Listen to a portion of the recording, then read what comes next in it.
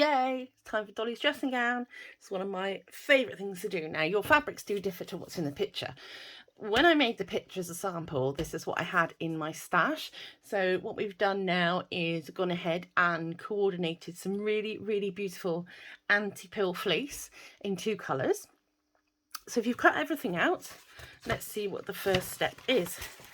Join the front and back, the shoulders, we can do that. So let's find all our pieces. And there are many pieces. Incidentally, I could not get one whole cut of for the belt out of one piece, so I've gone for worst case scenario, which is to cut 2 pieces of fleece. So the original rectangle for part H was supposed to be 75 centimetres by 6 centimetres in contrast A, or cut 2 at 37 by 6. So what we're going to do is, I think, first of all, I've got all my bits labelled. What we'll do is, because you may have the same scenario as me, get your belt pieces and literally get the short ends together and stitch down there, which will give you one long piece. So you do that before you start. Alternatively, here's one I went back and recut, ta-da, which is one piece, I think.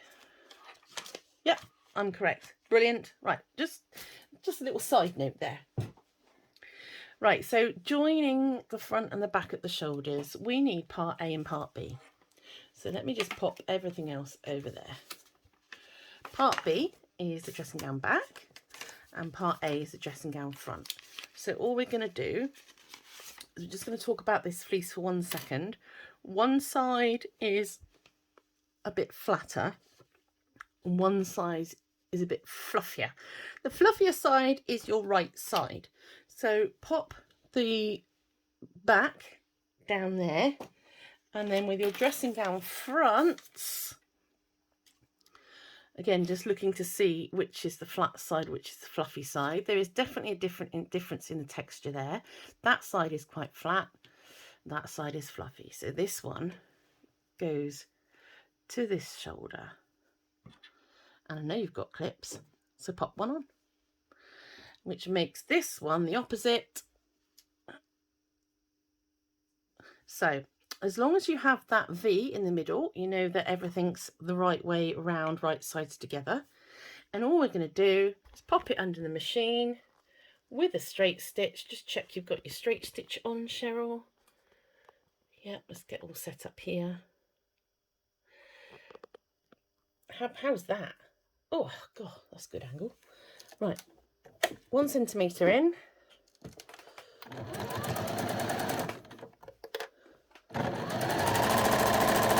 And that's your shoulder on. Simple as. Just not the camera, because now I've moved it far too close to where I'm working. Never mind. I'm just going to do the second one. That's the shoulders on. So I'm just going to bring that out of the machine and just chop off my flyaway thread ends. Brilliant. And then we're going to make the lapel. So the lapel essentially goes all the way, that's the dog knocking to get in,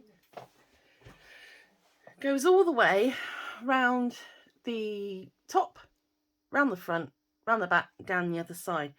And the nice thing is with this fleece is that most things are sewn folded, so there's no real need to conceal any seams.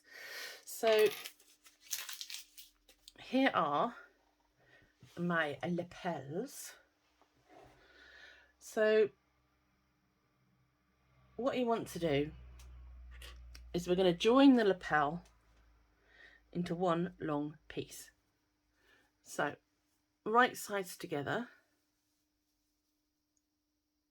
like so, and just join those up.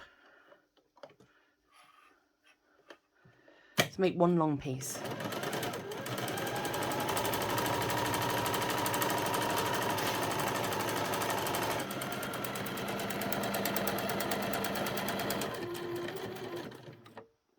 Okay. So we've made one long piece there. Now,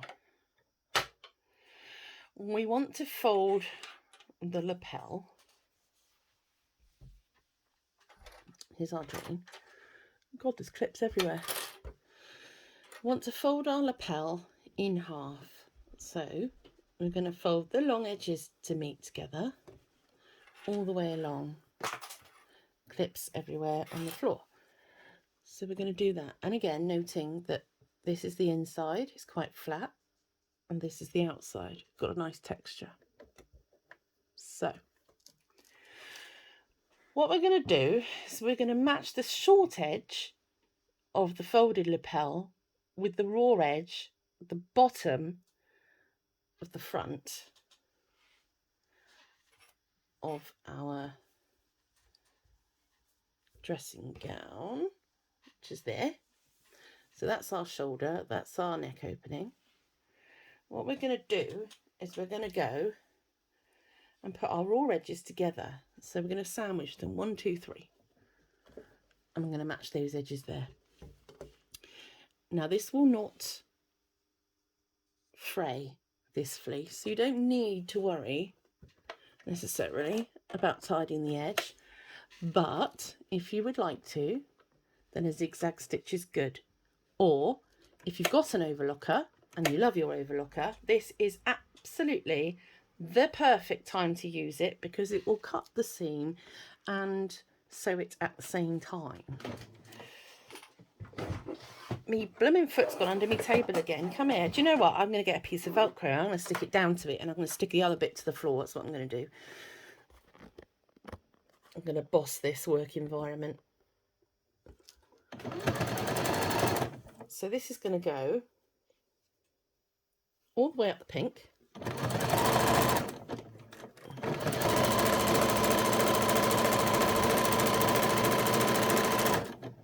I'm going to follow the curve round, okay?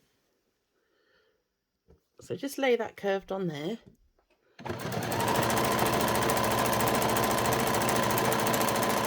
Follow the curve round.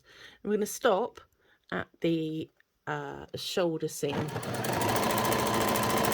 because then what we're going to do is we're going to put our needle down and lift up our foot. I'm going to pivot round. I'm going to go across our neckline.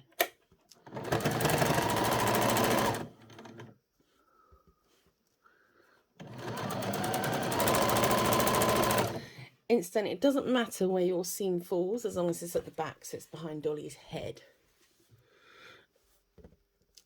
So we'll just come in to the shoulder seam again, one last stitch, and we're going to lift up the foot and we're going to follow that curve.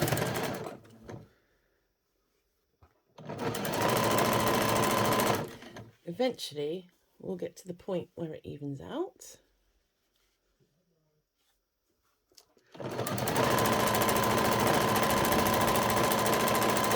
And we'll thunder down this straight bit. You can have a play with the colours, incidentally, if you prefer a blue body and a pink lapel, or even replace one of the colours for something else. Be my guest.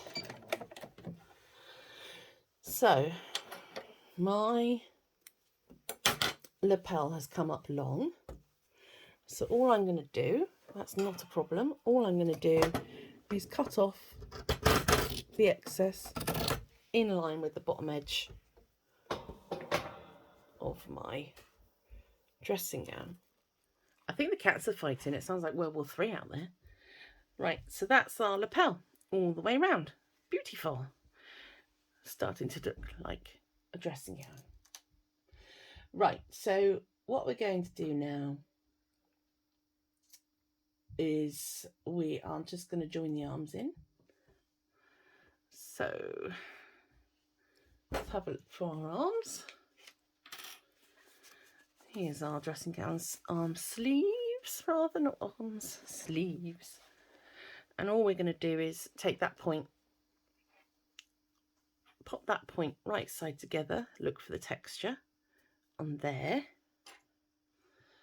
give it a clip, and then we're going to sew down to this straight bit there, and we're going to clip it the other side too. Not very shaped because it's a very loose garment.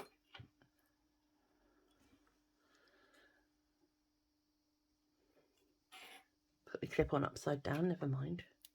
Turn it over. Just so I'm pretending to be a professional. Right. So you ready to do this bit? Let's do it. Just keeping the edge together. And when you get to within a centimetre of that little top of the roof, should be on the centre seam, should be on the seam of the shoulders rather, just pick up your foot, rearrange everything, and come back down.